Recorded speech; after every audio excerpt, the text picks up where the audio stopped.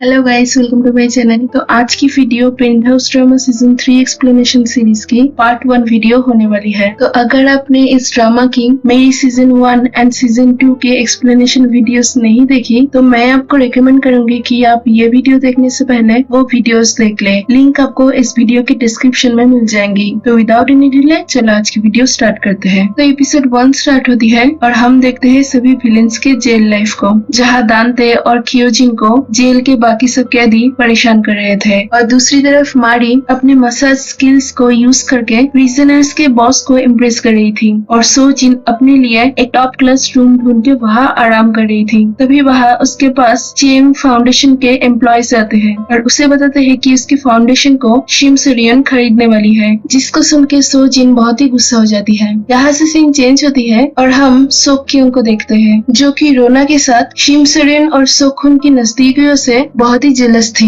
उसे यही लग रहा था कि उसके फैमिली मेंबर्स उसकी बजाय रोना को ज्यादा पसंद करते हैं। आगे शिमसुरियन को सोक्यून से पता चलता है कि रोना सियोल नेशनल यूनिवर्सिटी यानी कि एसएनयू नहीं जाएगी क्योंकि वो अभी भी मिनसुला के मर्डर केस को लेकर गिल्ट महसूस करती है। तो शिमसुरियन रोना को समझाती है कि मिनसुला के केस में रोना की कोई भी दोष नहीं थी और उस पाप के लिए यून ही पहले ही सजा काट रही है। तो रोना को उसके बारे में सोच के खुद की जिंदगी बर्बाद नहीं करना चाहिए और उसे एसएनयू जरूर जाना चाहिए। और यहाँ सीन कट होती है और हम हाइन चुल को देखते हैं जो कि एक टूथब्रश को शार्प कर रहा था दांते को मारने के लिए, क्योंकि दांते ने रोना के साथ जो भी किया है वो उसका बदला लेना चाहता था। बट हाइन चुल के दांते को कुछ करने से पहले ही जेल के कुछ प्रिजनर्स आके दांते के ऊपर हमला करते हैं, बट फिर भी दांते उस हमले से बच जाता है। और यहाँ हमें पता चलता है कि लोगन ने ही उस प्रिजनर्स को पैसे दिए थे दांते को जेल में ही मार डालने के लिए। आगे हम लोगन को देखते हैं जो कि असली जुदांते से मिलता है और असली जुदांते उसे बताते हैं कि मिस्टर बेक यानी कि जिस जुदांते को हम जानते थे उसने असली जुदांते की फैमिली को मार के उसके सारे ही प्रॉपर्टी को ले लिया है। यहाँ से सीन कट होती है और दांते हाइन चुल को उकसाता है, जिससे हाइन चुल गुस्सा होके दांते के साथ मारपीट करने लगता है। और तभी उसी मारपीट के दौरान दांते के पेट में एक टूथब्रश घुसने से वो घायल हो जाता है। ये वही टूथब्रश है जिसको हाइन चुल शार्प कर रहा था और इसके बाद दांते को हॉस्पिटल ले जाया जाता है। और दूसरी तरफ जेनी के पापा दोंगपिल जेल से छूटते हैं। यहाँ हमें सीजन 2 के लास्ट एपिसोड का सीन दिखाया जाता है जहाँ लोगन कोरिया में पहुँचता है और शिमसुरिन को उससे मिलने बुलाता है। और दूसरी तरफ दांते हॉस्पिटल से डॉक्टर को पैसे खिला के कुछ टाइम के लिए बाहर जाता है और एक बूढ़े आदमी का भेष बदल के लोगन के गाड़ी के सामने बम रखता है। और जब शिमसुरिन लोगन से मिलने आती है तभी वो बम फट के लोगन की मौत हो जाती है और दांते ये होते हुए देखता है। आगे क्यूजिन पुलिस को बताता है कि हाइन चुल ने ही उस टूथब्रश को यूज करके दांते को मारा है, जिससे हाइन चुल फंस जाता है। और यहाँ हमें फ्लैशबैक की एक सीन से पता चलता है कि दांते ने खुद ही उस टूथब्रश से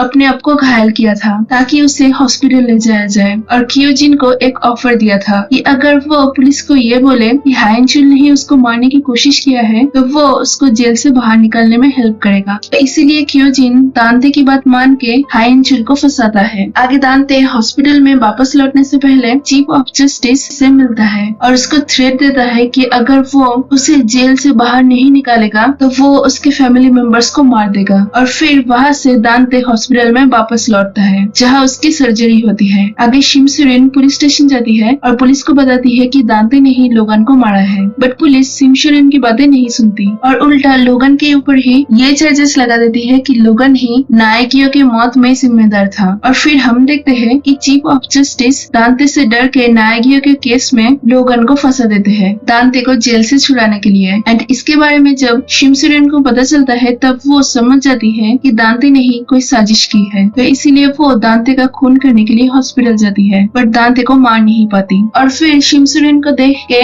दांते कहता है कि वो एक एक करके उसके सारे ही नजदीकी लोगों को मार देगा, जिसको सुन के शिमसुरिन डर जाती है। और तभी गार्ड्स आके शिमसुरिन को हॉस्पिटल से बाहर ले जाते हैं। इसके बाद दोंगपिल पेंट हाउस में जाता है और वहाँ जाके ही उसे पास्ट का एक मेमोरी याद आता है जहाँ पेंट हाउस के उस स्टैचू के नीचे एक औरत की लाश गिरी हुई थी। और यहाँ हमें पता चलता है कि अब दोंगपिल उस औरत के मर्डर केस को इन्वेस्टिगेट कर रहा है। आगे सोजिन अचानक पागलों की तरह बिहेव करने लगती है और खुद को हार्म करती है, तो इसीलिए उसको डॉक्टर के पास ले जाया जाता है और डॉक्टर सोजिन को देख के कहती है कि वो पागल हो गई है और उसको जेल से ट्रांसफर करना पड़ेगा। फिर आगे स्कूल में सोक्यों को दांते का कॉल आता है, जिससे वो बिल्कुल ही शॉक्ड हो जाती है। इसके बाद शिमसुरेन लोगन के असिस्टेंट से मिलती है, जहाँ लोगन का असिस्टेंट उसे बताता है कि असली जुदांते लोगन के साथ कोरिया वापस आया था, बट लोगन के मौत के बाद से वो गायब है। यहाँ सीन चेंज होती है और चीफ ऑफ जस्टिस नाएगियो के मर्डर चार्जेस में लोगन को फंसा देने के बाद दांते जेल से छूट जाता है और अपने घर जाता है, और उसको देख के शिमसुरेन और बच्चे बहुत ही डर जाते हैं। तो दांते वहाँ से जाने से पहले शिमसुरेन को बोलता है कि वो पेंट हाउस और उसके बच्चे को वापस ले लेगा, और दांते के जाने के बाद ही सोक्यों कहने लगती है कि उसे नहीं लगता कि दांते ने उसके असली मम्मी को मारा है, जिसको सुन के सोक्युन उसको समझाने की कोशिश करता है कि दांते ने ही उनके असली माँ को मारा है, बट फिर भी वो नहीं समझती। आगे नाएगियो के मर्डर केस से सोजिन का नाम भी क्लियर हो जाता है, बट उसके बाकी क्राइम्स के लिए उसको 2 साल की जेल की सजा सुनाया जाता है, और उसके मेंटल सिचुएशन खराब होने की वजह से उसको ट्रीटमेंट करने के लिए बाहर जाने की इजाजत दिया जाता है। और फिर वो जब कोर्ट से बाहर निकलती है तभी शिमसुरेन और योनही उसे किडनैप कर लेते हैं और उसको एक जगह पर ले जाके पूछते हैं कि वो जेल से कैसे बाहर आई और क्या उसने ही लोगन को मारा है। तो सोजिन कहती है कि उसने लोगन को नहीं मारा, बट फिर भी शिमसुरेन सोजिन की बात पर विश्वास नहीं करती और उसको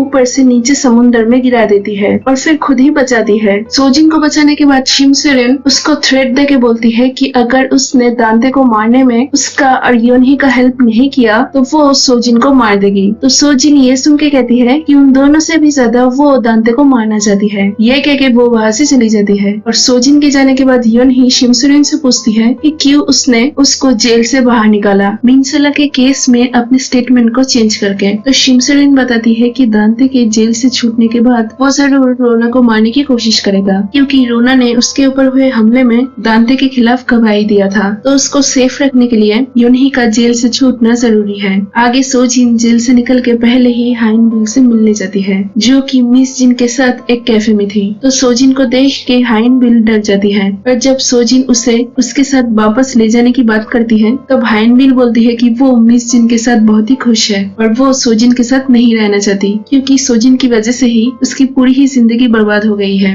ये सुन के सोजिन वहाँ से चली जाती है और मन ही मन में कहती है कि हाइन बिल अब उससे जितनी दूर रहे उतना ही अच्छा है, क्योंकि अगर वो उसके साथ रही तो दांते हाइन बिल को यूज करके उसे थ्रेट दे सकता है, जिससे वो खुल के दांते के खिलाफ नहीं जा पाएगी। आगे दांते चेंग फाउंडेशन के शेयर होल्डर्स के साथ मीटिंग करता है और शेयर होल्डर्स को समझा के उस कंपनी को पूरा ही अपने कब्जे में लेने की कोशिश करता है, बट कोई भी शेयर होल्डर्स दांते की बात पर विश्वास नहीं करते और उसकी बात को मानने से इनकार कर देते हैं। तभी वहाँ सोजिन आती है और सबके सामने ये प्रिटेंड करती है कि वो और दांते अभी भी हस्बैंड वाइफ है, ताकि वो भी दांते के साथ पार्टनरशिप करके कंपनी को चला सके। और मीटिंग खत्म होने के बाद वो दांते को थ्रेट देती है कि अगर उसने उस कंपनी में उसको एक पार्टनर नहीं बनाया तो वो लोगन के फैमिली और शिमसुरेन को बता देगी कि उसने ही लोगन को मारा है। और फिर दांते को वो पिक्चर्स देती है जहाँ पर वो लोगन के मर्डर के दिन एक बुरा आदमी बन के लोगन के मर्डर के साइड पर मौजूद था, और ये भी बताती है कि जिस दिन लोगन मरा उस दिन उसके साथ एक और भी आदमी था। तो ये सब जान के दांते बहुत ही गुस्सा हो जाता है। आगे लोगन की तरह दिखने वाला उसका भाई एलेक्स शिमसुरेन के घर आता है और उसको पूछता है कि उसने लोगन को क्यों मारा और लोगन ने जो $10 बिलियन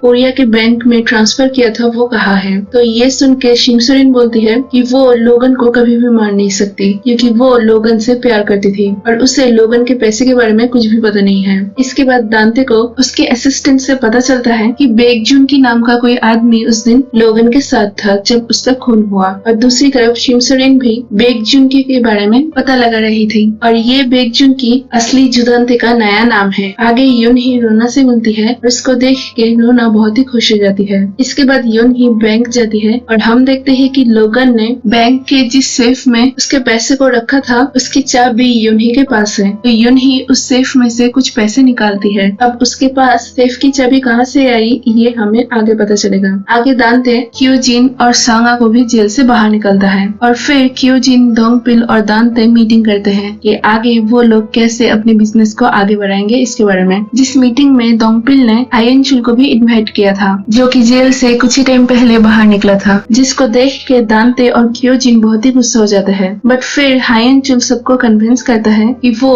अब सिर्फ और सिर्फ पैसे कमाना चाहता है और उसे अब किसी से भी बदला नहीं लेना। तो ये सब सुन के दांते और क्योजिन हाइनचुल को अपने टीम में लेने के लिए तैयार हो जाते हैं और फिर वो लोग कैसे अपने बिजनेस को आगे बढ़ाएंगे इसके बारे में प्लान करते हैं। और ये सब कुछ सोजिन घर बैठ के सुनती है क्योंकि उसने पहले ही दांते के फोन में एक रिकॉर्डिंग ऐप डाउनलोड कर दिया था। आगे मारी भी जेल से बाहर निकल जाती है और वो दोंगपिल से मिलके उससे दांते के साथ कोई भी कनेक्शन रखने से मना करती है क्योंकि उसकी वजह से ही दोंगपिल मर्डर चार्जेस में 6 साल जेल में रहा था। फिर दांते सोक्यूंग को बताता है कि जेनी के पापा दोंगपिल दुबई में नहीं बल्कि मर्डर चार्जेस में जेल में थे ताकि इस बात को यूज करके सोक्यूंग जेनी को ब्लैकमेल कर सके। फिर सोक्यूंग दांते से कहती है रोना को रास्ते से हटाने के लिए ताकि वो कोई भी परेशानी के बगैर आसानी से एसएनयू जा सके। इसके बाद एसएनयू यूनिवर्सिटी का एग्जाम डेट आता है और जेनी के परफॉर्मेंस के पहले सोक्यूंग जेनी को बता देती है कि उसके पापा एक मर्डरर थे। तो इसको सुन के जेनी बहुत ही घबरा जाती है और अच्छे से परफॉर्म नहीं कर पाती। फिर सोक्यूंग और रोना बहुत ही अच्छे से परफॉर्म करते हैं और जब हाइनबिल की परफॉर्मेंस की बारी आती है तभी अचानक परफॉर्मेंस के टाइम उसका फोन बजने लगता है जिससे वो डिस्क्वालीफाइड हो जाती है और उसके पास रोना की फोन थी,